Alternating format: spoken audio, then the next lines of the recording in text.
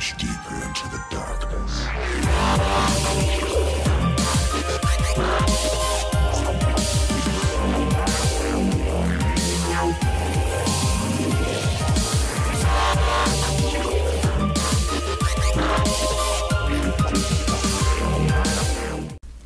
What's going on, guys? Unification here, and today I'm with the Nobodies, and we're going to talk about, just briefly, what we expect from E3 for Kingdom Hearts and whatnot. How's it going, bros? My name is SpiritBlade. Okay, and today we're going to be talking about... Nice. Good to know. Are we going to keep that? No, we're not going to keep that. Keep it. Good job, Niall. Alright, That was just a test. Alright, well, I'm stopping recording. Bye! Alright, what's up, guys? Unification here, and today I'm with Nobodies, and we're going to talk about what we expect from E3 for Kingdom Hearts. Want to introduce yourselves, guys? Hey everybody, what's going on? It's SpiritBlade, and it's good to be joined with the Nobodies again because it's been like, what, 4 months or something, so yeah, it's finally good to be actually doing something again, so yeah. Not to mention that this is like our billionth time recording this, because yeah, well, second, but it feels like the billionth time because we've been procrastinating for so long, but yeah, and that's Door to Darkness, so let's get started. Hi. Fuck you, Door to Darkness, you're not introduce yourself. Alright, so so what do we expect from E3 for Kingdom Hearts?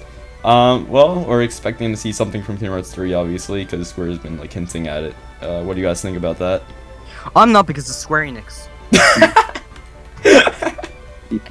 Yeah, I kind of, it seems like the signs keep pointing to it, but I really don't want to get my hopes up. Like, people, everyone seemed to get their hopes up last year, even though it was actually confirmed not to be there, and people still got their hopes up. So now it's just, yeah, I don't want to get my hopes up for it and be disappointed. Yeah, I mean, I'll even though I don't want to get my hopes up, I'll still be disappointed even if they don't have something, because it's been so long. I mean, we always have D23 to look forward to because they said they'll have more news there, but yeah, I really want something to come today. But, well, not today, but whenever the conference is. What day is it again? Tuesday? Yeah. So, yeah. Well, the most I think they're going to show, well, I want to see, because I've been waiting to see this for such a long time, is the most hyped up thing I'm waiting to see is Sora's new outfit, because to see how they're going to compete with Kingdom Hearts 2 is because that was an amazing outfit. Kingdom Hearts 1 was an amazing outfit, so what are they going to do with 3? I just can't wait to see like what Tetsuya Nomura has in mind, and like the color scheme he goes for and stuff like that, so yeah, I'm looking forward to seeing their new outfits for Sora and Riku. Yeah, definitely.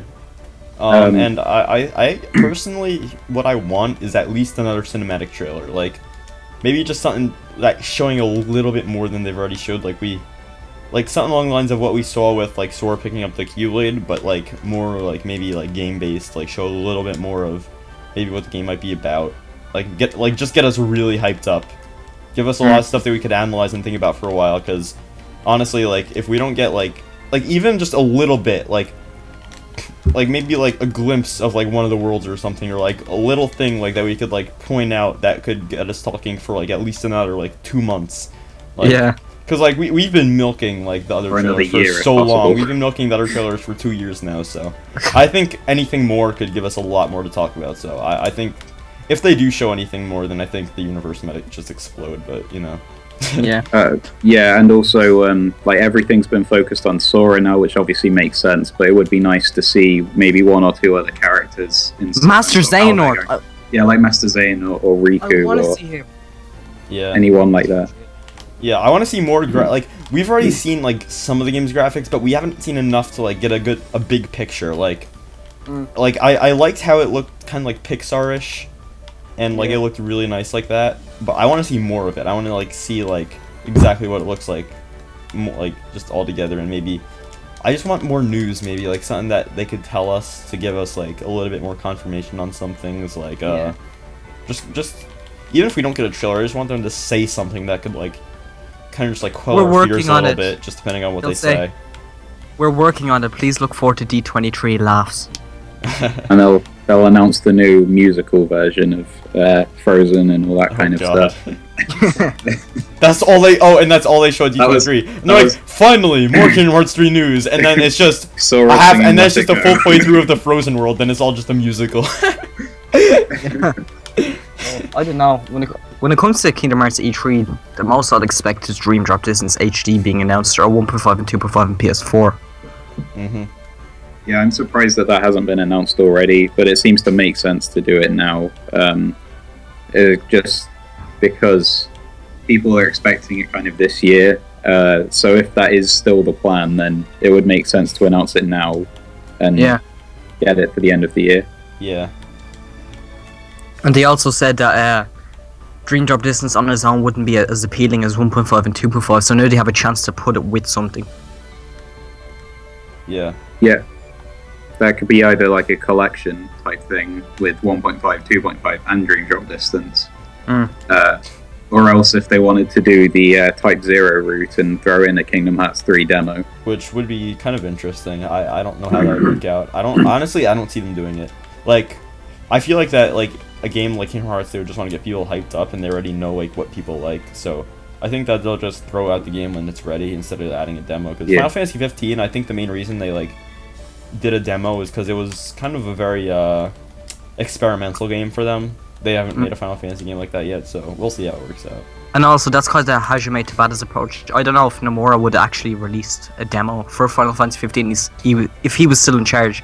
Because, of course, the demo got announced after Tetsuya Nomura left. Yeah. So maybe that's something Hajime Tabata decided, and Nomura would have not actually went and did that. So we never know how he'll actually go ahead and approach Kingdom Hearts 3, so... Yeah. Alright, is there anything else you guys want to say? Well, 1.5 and 2.5 in the PS4, I'd also be interested to see if they actually announce it on the Xbox One. Oh, that might be interesting, yeah. That would make sense. I think that would be actually a good idea. Like, I personally wouldn't care because I don't have an Xbox One, but it would be good for people who are going to be getting Kingdom Hearts 3 on Xbox One. So.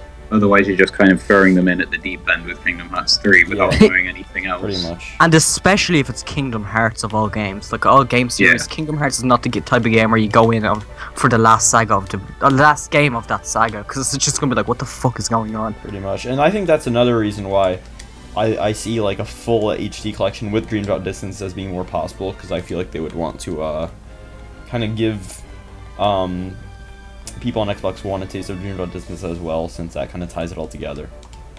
As well as giving the PlayStation players a chance if they didn't have a 3DS. And again, that's just speaking from, like, what would make sense, not from, like, what they've actually said hinting. I just think that would make sense. And then also, I think, but when it comes to Kingdom Hearts, unfortunately, I think Unchained Key is going to have the spotlight at E3, which I hope doesn't happen. I definitely think, because, like, even if we do get Kingdom Hearts 3 news or a trailer or something, I think that they'll be focused on showing us more of Unchained Key. Which personally, I'm hyped for it, because, I mean, I don't really care. I've always wanted to play Key, and I never got around to playing it on browser in Japanese, and I need more, like, there's, like, no good phone games, so whatever. Yeah, it makes sense for that to be shown, since that's kind of like the up-and-coming Kingdom Hearts game. It's sort of the immediate thing that's going to be happening this year, so we've got to find out more about it, maybe even a release date. Do you think they might show a release year for Kingdom Hearts 3? I don't think that they'll do that. If they do that, it might be D23 this year, if at all, in my opinion. I think the earliest will be D23, but maybe like E3 next year would be more likely. Yeah. Yeah, because me personally, I'm not expecting Kingdom Hearts 3 till at least the end of 2017, so... I think maybe beginning of 2017. I mean, because... I mean, it's two different teams working on Kingdom Hearts 3 and Final Fantasy 15, and that's like a lot of people's argument for why they're going to come out at different times. But I think it's likely that they could come out the same year, and they've been working on Kingdom Hearts 3 for so long, and development has really been in high gear since like D23 last, like, 2013. So I think that they're going to release it sooner than we think. We'll see. But I think releasing it in the same year would be a very bad company decision, because Final Fantasy 15 and Kingdom Hearts 3 are like their biggest games they've released in years, and they don't want them to compete against each other in sales. I don't think they're going to really compete against each other necessarily. I think that the Final Fantasy fans will get that, and the Kingdom Hearts fans will get that. And I don't think it the ones matters who too like much both will if just there's get both. a big enough gap if, like, Final Fantasy 15 comes out the start of next year, and Kingdom Hearts 3. I mean, it might create some like consumer buying decision complications, like if they could only get one game or something. But I don't know. I don't really. Maybe in like a different like sector of the year, like one comes out early that year and the other one comes out later that year. I don't think they'll come around like the same quarter. That's what I think, but I think it's likely that they might come out in the same year. Who knows? I mean, think look really- I mean, Square is releasing like some games like they released like Type 0, and now I'm pretty sure they're releasing other games like later this year. So Yeah. Like Tomb Raider. yeah, Yeah, true. I think really it Like- just depends on how quickly it's made. Yeah. Look, I don't want them to rush Kingdom Hearts or anything, so I'd rather them if it didn't. I think 2017 is the perfect year for it to release because I think it's enough development time. Because I just don't want them going and rushing it and like Kingdom Hearts 3 having any problems or like glitches or whatever, because that's obviously common with games now. So when Like it comes to release 2.5. date, yeah, exactly. That's a perfect example with the whole drive forms and stuff. yeah. All right, so I think that's about it for what I want to say. Is there anything you guys want to say to close out? Yeah, I Yeah, think that's that's pretty much it. all that's really going to be for Kingdom Hearts at E3 anyway. So yeah, that's Alright. really it. Yep. All right. So thanks everyone for watching, and yeah, we'll see you next time. And notification out. Peace. Bye. See you guys later. Can you spare a heart?